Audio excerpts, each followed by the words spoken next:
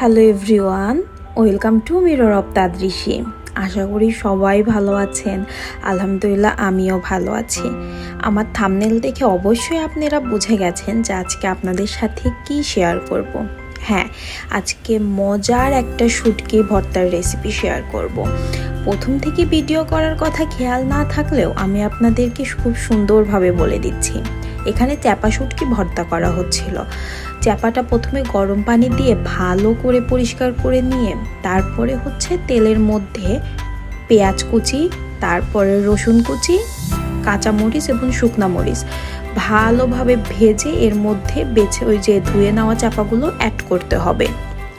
এরপর লো আঁচে বেশ সময় নিয়ে ভাজতে হবে। অবশ্যই এটা লো আঁচে করার ট্রাই করবেন, কারণ পুড়ে গেলে কিন্তু আপনি ভর্তার আসল টেস্টটা একদমই পাবেন না। অনেকেই শুটকি ভর্তা খেতে পারে না শুধুমাত্র গন্ধের জন্য, কিন্তু আপনি আমার বলে দেওয়া মতো একবার ট্রাই করবেন। এরপরে যদি আমি ভিডিও করি অবশ্যই প্রথম থেকে ভিডিও করার ট্রাই করব। এখানে ভর্তাটা করার পরে উপর দিয়ে বেশ খানিকটা সরিষার তেল দেওয়া হলো, এতে ভর্তার টেস্টটা আরও দ্বিগুণ বেড়ে যায়। তো এই ছিল চাপা ভর্তার রেসিপি। চলুন বাদবাকি ভিডিওটা কন্টিনিউ করি। এরা আমার চাচাতো ভাই বোন, সবাই দেখে মাশাল্লাহ বলে দিবেন। তো সবার জন্যই দোয়া করবেন, আপনাদের জন্যও দোয়া থাকবে। যারা আমার ভিডিওটা এ পর্যন্ত দেখছেন তাদেরকে অসংখ্য ধন্যবাদ। ভালো লাগলে অবশ্যই লাইক, কমেন্ট এবং বন্ধুদের মাঝে শেয়ার করতে ভুলবেন না। যারা এখনও আমার চ্যানেলটা সাবস্ক্রাইব করেননি অবশ্যই সাবস্ক্রাইব করে দিবেন। পাশে থাকা বেল আইকনটা প্রেস করে দিবেন, যাতে নতুন কোনো ভিডিও দিলে সবার আগে আপনার কাছে নোটিফিকেশন চলে যায়। আর যারা অলরেডি সাবস্ক্রাইব করেছেন তাদেরকে অসংখ্য ধন্যবাদ পাশে থাকার জন্য। এরপরে আমি ইলিশ ভাজি করে নিচ্ছিলাম, আপনারা দেখতেই পেলেন। আমি এই সাইজের ইলিশটা কখনোই সাধারণত কেটে ভাজি করি না। আমি আস্তই ভাজি করতে আমার ভালো লাগে, দেখতেও সুন্দর লাগে আর পরিবেশন করলেও দেখতে খুবই ভালো লাগে, যার কারণে আমার সবসময় আস্ত ভাজি করা হয়। তো এখানে ইলিশ ভাজা শেষ করে আমি একটু আলু ভাজি করে নিচ্ছিলাম। আলুটা আমি আজকে হাত দিয়েই কেটেছি, কারণ গ্রেটারটা আমি খুঁজেই পাচ্ছিলাম না, যার কারণে একটু মোটা মোটা হয়েছে। তো আজকের রেসিপি ছিল ইলিশ ফ্রাই, আলু ভাজি, পোলাও এবং মুরগির মাংস। এই দিনকে আসলে আমরা মেবি শুক্রবারের এটা ছিল। আমরা সবাই মিলে আর কি হঠাৎ করে ঠিক করলাম আমরা একটু পোলাও খাবো। তো যেই ভাবা সেই কাজ, পোলাওর সাথে আলু ভাজি না হলেই না। তো আলু ভাজিটা প্রায় হয়ে গিয়েছে। আমি এখানে শেষ পর্যায়ে ধনেপাতা অ্যাড করে দিচ্ছি। আর ধনেপাতাটা আমি সবসময় ফ্রোজেন করে রাখি, কারণ সবসময় তো আর ধনেপাতা পাওয়া যায় না, যার কারণে ফ্রোজেন করে রাখলে আপনার যখন প্রয়োজন তখনই ইউজ করতে পারবো, যার কারণে আমি ফ্রোজেন করে রাখি। আর আমি এরকম অনেক শাকসবজি ফ্রোজেন করে রাখি যাতে আমি পরবর্তীতে ব্যবহার করতে পারি যে কোনো তরকারি রান্না করতে। কারণ ব্যাচেলার থাকি তো, যার কারণে সবসময় তো আর কি হাতের কাছে বাজার করা সম্ভব হয় না, আর বাজার থাকেও না, যার কারণে ফ্রোজেন করে রাখলে বেটার হয়। আর সিজন শেষ হয়ে গেলে এগুলোর দাম এমনিতেই অনেক বেড়ে যায়। তো যাই হোক, এখানে আমার আলু ভাজি, ইলিশ মাছ ভাজি সবগুলা শেষ হওয়ার পরে আমি সব শেষে মুরগির মাংস রান্না করতে এসেছি। এখানে মুরগির মাংসটা আমি পেঁয়াজ কুচি, পেঁয়াজ বাটা দুইটাই অ্যাড করেছি যাতে গ্রেভিটা ভালো হয়। আর শুকনা মরিচের পরিমাণটা আপনারা দেখতেই পাচ্ছেন যে আমি কত পরিমাণ শুকনা মরিচ দিয়েছি। আসলে আমি ঝাল খেতে খুবই পছন্দ করি, যার কারণে যে কোনো তরকারিতে ঝালের পরিমাণটা আমি একটু বাড়িয়েই দিই। তো এই যে আমার মশলাটাও কষানো হয়ে গেছে, তেলটা কিন্তু একদম উপরে চলে এসেছে। আসলে এখানে আমি প্রপার কোনো ভিডিও করিনি, মানে রান্না বান্না করছি, যার কারণে আপনাদের সাথে আর কি শেয়ার করা। আর এটা ছিল সোনালী মুরগি। তো সোনালী মুরগিটা আমি একদম কেটে কুটে ধুয়ে সুন্দর করে রেখে দিয়েছিলাম। তো এখন রান্নার সময় তাড়াতাড়ি সব কিছু হয়ে যায়।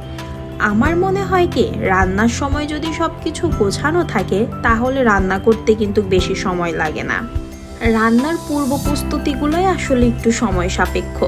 তো এই যে রান্নার কাছে সব কিছু আমি একদমই গুছিয়ে নিয়ে আসি। আর এই জিনিসটা কে কে চেনেন অবশ্যই জানাবেন। এটাকে হচ্ছে টয়া বলা হয়, মানে মরগ বা মরগের আর কি। মুরগির তো তেমন থাকে না, তো এই টয়াটা আমার খেতে বেশ পছন্দ। আর টয়ের উপরে কিন্তু পায়ে যেরকম আলগা একটা চামড়া থাকে, তো টয়ার উপরেও থাকে, তো সবসময় সেটা কিন্তু ফেলে নিতে হয়। অনেকে হয়তো বা খান না, বাট আমাদের এখানে আর কি খাওয়া হয়, আমার বেশ পছন্দ। তো আমি আর পোলাও রান্নার ভিডিও করিনি। আমার পোলাও রান্নাটা কিন্তু বরাবরই খুবই মজা হয়, সবাই বলে। এরপরে যখন রান্না করব অবশ্যই আপনাদের সাথে শেয়ার করব। এই যে আমি হচ্ছে আমার প্লেটটা একদম সাজায় গোছায় নিয়েছি। এখানে পোলাও, আলু ভাজি, সালাদ হিসেবে টমেটো আর লেবু রেখেছিলাম। তার সাথে ছিল ইলিশ মাছ ভাজি।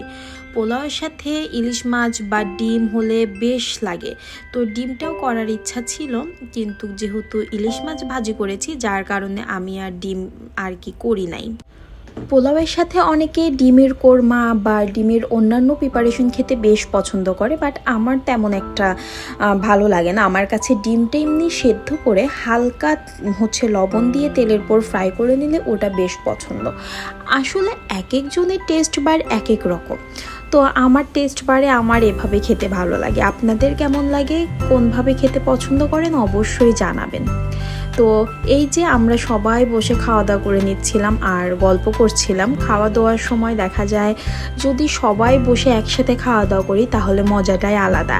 সবাই সবার অপিনিয়ন শেয়ার করে, সারাদিন কে কী করলো সেটা শোনা যায়। তো ফ্যামিলি টাইমটা মানে মাস্ট আমাদের লাইফে খুবই দরকার যেটা। আর আমি যখন একা খাওয়া দাওয়া করতে বসি দেখা যায় যে আমার সেই সময়টা কার্টুন দেখেই আর কি খাওয়া দাওয়া করা হয়। তো এখানে আমি মজা মজা করে আলু ভাজি, দেন হচ্ছে পোলাও আর মাছ দিয়ে খেয়ে নিচ্ছিলাম, এবং সবশেষে হচ্ছে মুরগির মাংস নিব। আসলে মুরগির মাংসটা না নিলেও হতো, বাট ভাবলাম যেহেতু রান্না করেছি তো এক পিস একটু নিয়ে খাওয়াই যায়। আর আমি একটু বেশি করেই সব সময় রান্না করি, এর আগেও আমি আপনাদের মাঝে বলেছি, কারণ যেহেতু প্রত্যেক দিন রান্না করার সুযোগ হয় না, সেজন্য আর কি একদিন একটু বেশি করে রান্না করে 2-3 দিন আর কি গরম করে খাওয়া যায়। তো ভাবলাম যে যেদিনকার রান্না সেদিনকে যেমন টেস্ট লাগে পরবর্তীতে কিন্তু তেমন টেস্ট নাও লাগতে পারে। তো আমি গরম গরম সেজন্য ভাবলাম এক পিস হলেও খেয়ে নিই। তো এই যে আমি মজা মজা করে খেয়ে নিচ্ছিলাম। যারা আমার ভিডিওটা এ পর্যন্ত দেখছেন তাদেরকে অসংখ্য ধন্যবাদ। ভালো লাগলে অবশ্যই সবাই লাইক কমেন্ট করে দিবেন। আর আবারও বলছি, যারা এখনও সাবস্ক্রাইব করেননি অবশ্যই সাবস্ক্রাইব করে পাশে থাকা বেল আইকনটা প্রেস করে রাখবেন, যাতে নোটিফিকেশন আপনার কাছে সবার আগে চলে যায়।